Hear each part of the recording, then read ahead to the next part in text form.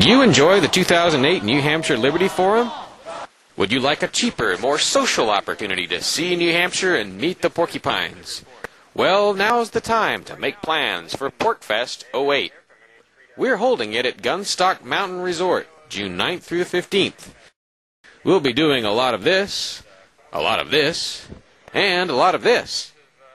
When it's over, you'll know whether New Hampshire and the Free State Project are for you. However, Laconia Bike Week starts the week of the 14th, so campsites and hotels will likely sell out. Make your reservations today. Details are at porcfest.com under the lodging section. All right, I'm standing here with Cal Pratt of Goffstown, New Hampshire, who moved here from Chicago in, what, '04? Actually, I've been here for 4 years, so it was right after the vote, a couple of months after the vote. And I should make clear, the vote was the Free State Project vote, which selected New Hampshire as a place where people would move for more freedom. You were one of the very first to move. Yeah, December 4th, 2003. Well, now, what's your area of expertise, professionally, when you moved up here? Philosophy. Oh, cool. That's not one you hear very often. Well, there aren't too many job openings for philosophers these days. Yeah, that's true. How did you first hear about the Free State Project, Cal? Free Market Network. The first year anniversary was covered in an article, and I read about that a year after the project was launched. Okay. What was the main trigger that convinced you to do the move? There was no main trigger at first. I was curious, and so I investigated it, and I didn't commit to the movement until May of the following year, so 8 months passed. I don't jump into things without checking them out first. How easy or difficult was it for you to find a place to live when you got here? Not difficult at all. No. I rented for the first year I was here, and then was able to take the money from my home sale in New Jersey, which I had banked, and then use that for the down payment of the house I'm living in now. So it took me a year to find the house I'm living in now, but I rented before that. Of course, it's getting a lot easier to find places now, isn't it? Yes, it is. So, let's see. Easier for you? Was it easy for you to find work? Did you attempt to find a job when you first got here, or? No, I first got involved with the local network of people because that's what brought me here, was the community and the political networking that was possible. And it wasn't until after I was established in that and the money situation started to get really tight that I went out and looked for a job. And I applied to 2 jobs and took the second one. Okay. So that was pretty easy, it sounds like. Yeah. What do you think's improved in your life the most since you moved here? Social life.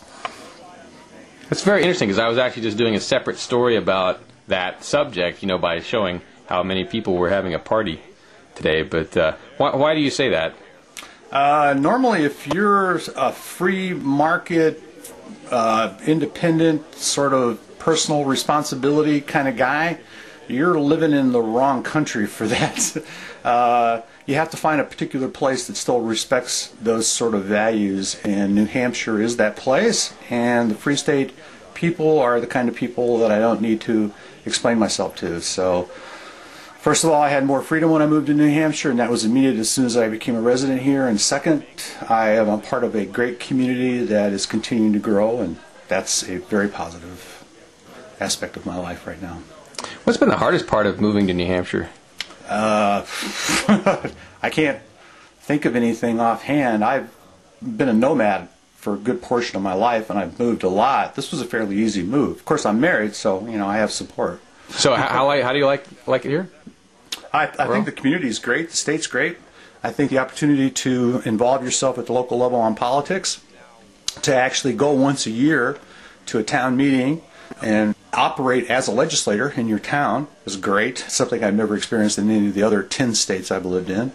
That alone is a big selling point for me, because I feel that I have more personal control over my community and my own life through my neighbors and through the participation in local government that I've never had anyplace else.